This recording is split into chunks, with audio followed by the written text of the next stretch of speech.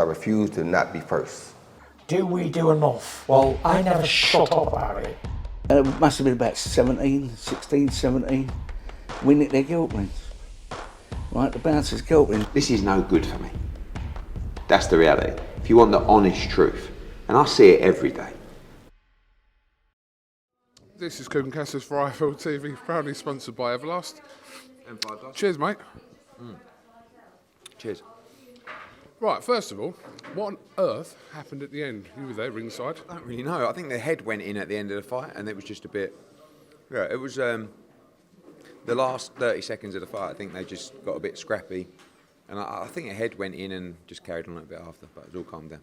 What was your assessment of his performance offensively? Offensively? Yeah. Offensively, I mean, look, his performance in general, 7 out of 10. Solid. Defence was good. Not enough offence. When he did, it was good. Thought Jermaine Franklin's got a great chin.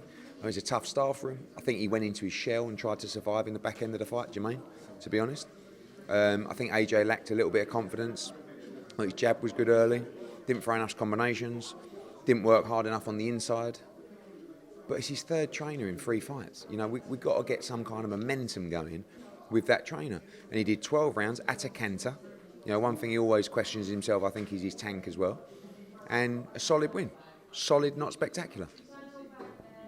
You said that you wanted to see a spectacular performance from AJ in order to possibly start talks over a potential Fury fight. Dillian Whyte was here today, not very happy. Well, he's never happy, but he wasn't happy because Josh almost has dismissed Dillian Whyte as a fight for the summer now. No, I mean, look. Has he not? Some fights come up once in a career, right? Right now, there may be an opportunity to make the Tyson Fury fight. He'll be the underdog in that fight. But at the same time, he'll raise his performance against better opposition, especially fighters that are coming to win. However, I would like to see him progress with Derek James. Hey! Here he is. Thank you so much, Ed. Right, mate. Thank you. Well done. Thank you guys for organising all the tickets and stuff like that. I appreciate that. How are you? You alright? No. Did you say hello? Yeah. I just come in to quickly see the Matchroom team and I see Eddie. Whoa! Yeah. Trouble! Yeah. Bad man. Look, you should get that. She's fucking trouble him. Yeah. Oh, you said trouble. Problemas. Tell him I like. Yeah. For the fight, when is it? I see him May 27th. May 27th. Rematch. Good. You're invited. Yeah. Bring me one slice of pizza. I'll watch. You okay? Yeah. Okay, we'll talk after. Thank you, man. You wanted to talk to Maurizio Lara, not you. All right, I don't blame him. Okay, so ideally for you, and also what do you think will happen? Okay. Two different things. Always ideally, biggest fight possible. From a sensible point of view, I think he needs another fight. If he's going to gel with Derek James, I think he has to get his confidence in a place. Good tonight, lots to take from it. Great engine. You know, took some good shots in there as well at times. Never hurt in the fight. But I think against a different style, a taller heavyweight, he'll be able to get his shots off better than he did to Jermaine Franklin tonight. I don't think he threw enough combinations. I don't think he used his size and imposed himself enough in the fight. Okay, just a quick couple of things. I do want to talk to you about the card, but Conor Benn was here today, obviously. You would have saw that clip that went out where he refused to talk to Talksport. What do you expect? I mean, at the end of the day, what do you expect? Like, they've absolutely hammered him. And I understand the situation. I understand he has to take criticism. But it's been an absolute hammering. And at the end of the day, I think, fuck it. Like, I mean, do what you want to, like, you're in a position, you're the bad guy, you're the villain. No one wants to believe you. Everyone wants to try and ruin you, especially them. They've spent 8 months talking about this. Well, you want to come over? Yeah, boys, come over. Come on, let me give you your time.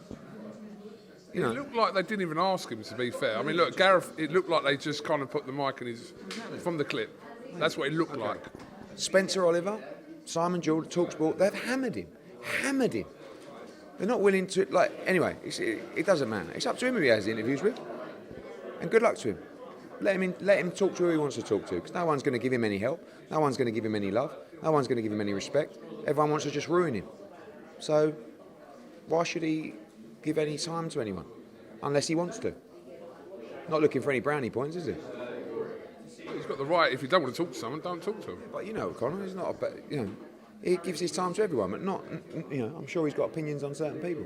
Just a quick little run through the card. Obviously, Fabio Wardley now impressive against Coffey, and then wins for good win for Campbell Hatton, Jordan Flynn, Galawi Fire.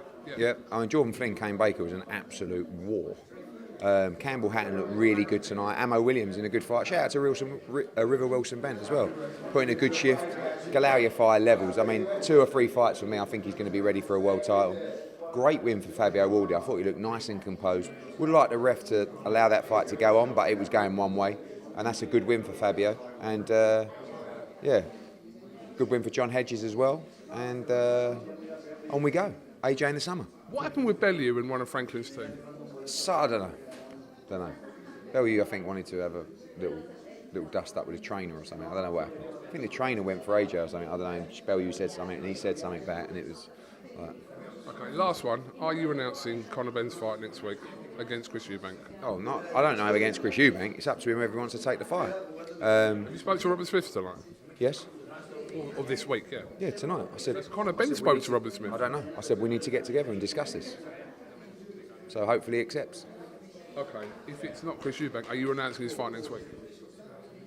Conor will be in America next week. Possibly. There'll be news next week. Definitely? Of some kind. And what are you doing with Dillian White?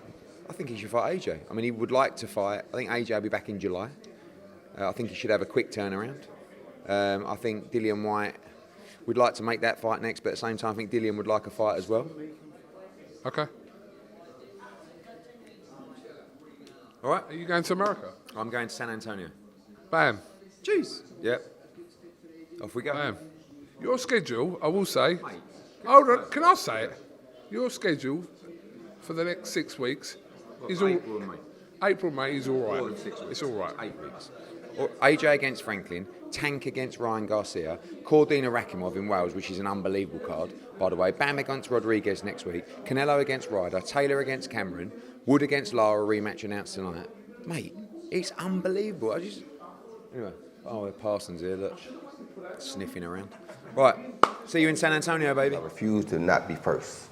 Do we do enough? Well, I never shut up about it. It must have been about 16, 17. We nicked their guilt wins. Right, the bouncers' guilt wins. This is no good for me. That's the reality. If you want the honest truth, and I see it every day,